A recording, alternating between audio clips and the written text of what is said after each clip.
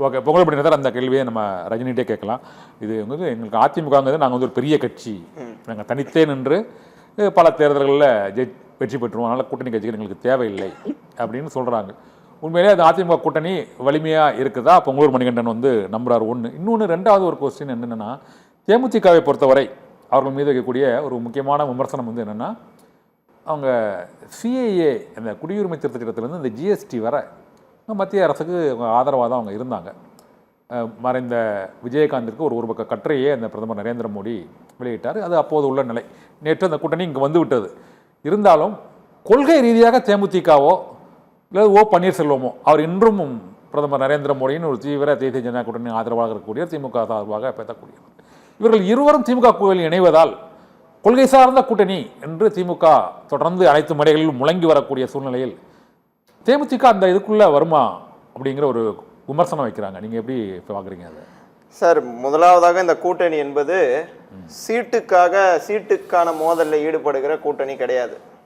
இது கொள்கைக்காக உருவாக்கப்பட்ட கூட்டணி. அந்த கொள்கை கூட்டணியில் கொள்கை ரீதியாக தேமுதிக வந்திருக்குது. கட்சி பேரே வந்து தேசிய முற்போக்கு திராவிட கழகம்.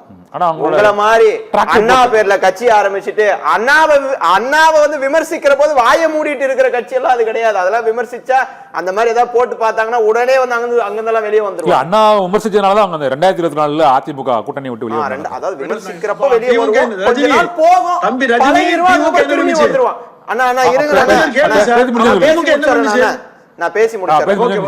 அதாவது பாஜகவோடு அதிமுக கூட்டணி வைக்கின்ற போது ஏற்பட்ட அதிர்வலைகள், அண்ணன் அன்வர் ராஜா வெளியே வந்துட்டாரு, நிறைய பேர் வெளியே வந்துட்டாங்க.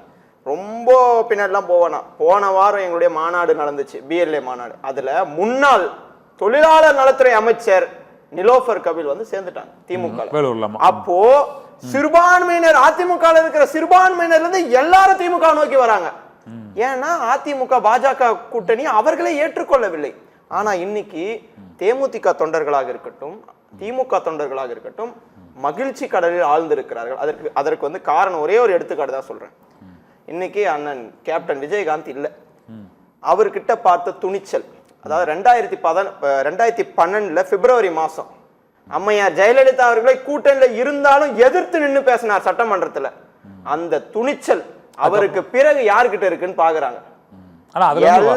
இல்ல ஒன்றிய அரசு, பிரதமர் மோடி அவர்களும் உள்துறை அமைச்சர் அமித்ஷா அவர்களும் எவ்வளவு வன்மத்தை தமிழ்நாடு மீது கக்கினாலும் துணிந்து நின்று வெல்வோம் ஒன்றாக என்று ஒற்றை வார்த்தை வைத்து அதாவது எங்களுடைய கொள்கைக்கு எதிராக எந்த திட்டத்தை செயல்படுத்த இங்க வந்தாலும் அதை எதிர்த்து நின்று போராடுகிற ஒரு போராளி தான் முத்துவேல் கருணாநிதி ஸ்டாலின். அதனால இன்றைக்கு அந்த துணிச்சல் மிக்க ஒரு முதல்வரை பார்த்து தேமுதிக தொண்டர்களே நாங்க ஆசைப்பட்டோம். அதே மாதிரி அக்கா பிரேமலதா சொல்றப்ப தெளிவா சொல்லியிருக்காங்க, இது நாங்க எடுத்த முடிவில்லை, 50 மாவட்ட செயலாளர்களுக்கும் மேல இவர்களோடு தான் கூட்டணி வைக்கணும் என்று முடிவு எடுத்திருக்கிறோம். அந்த மாதிரி அதிமுக எடுத்துச்சான்னு எனக்கு தெரியாது.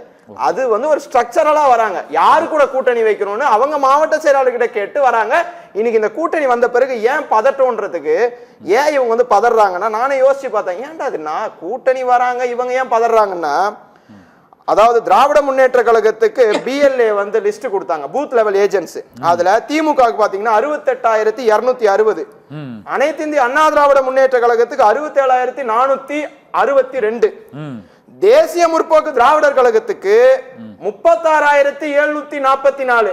திமுக அதிமுக அடுத்தபடியாக தேமுதிக பூத் லெவல் ஏஜென்ட்ஸ கொண்டு இருக்கிறாங்க. பிஜேபி வந்து தேசிய கட்சி, நான் வந்து மாநில கட்சியை சொல்றேன். மாநில கட்சிகள்ல திமுக அதிமுகவுக்கு அடுத்தபடியாக இவர்கள் தான் இருக்கிறாங்க. அதனாலதான் இவங்க வந்து இப்ப பேசுறாங்க, நீங்க வலிமேல விழி வச்சு வருவாங்களா, நம்ம கிட்ட வந்துருவாங்கன்னு பார்த்து இருந்தவங்க தான் நீங்க வந்து பேசுறீங்க. பாமக வந்து உங்களை விமர்சிக்காதே இல்ல, ஐயா ரோசையா கிட்ட போய் புகார் கொடுத்தாங்க இவங்க ஊழல் பண்ணிருக்காங்கன்னு. அதே மாதிரி இது பன்வாரிலால் புரோஹித் கிட்ட கொடுத்தாங்க, அதாவது நீங்க பண்ண ஊழல நாங்க ஊழல் பண்ணல, ஊழல் பண்ணா நாங்களும் காசு கொடுத்து கூப்பிடுவோம், திமுக தான் காசு கொடுத்து கூப்பிட்டு வராங்க. இதெல்லாம் சும்மா நீங்க பேசிட்டே இருங்க.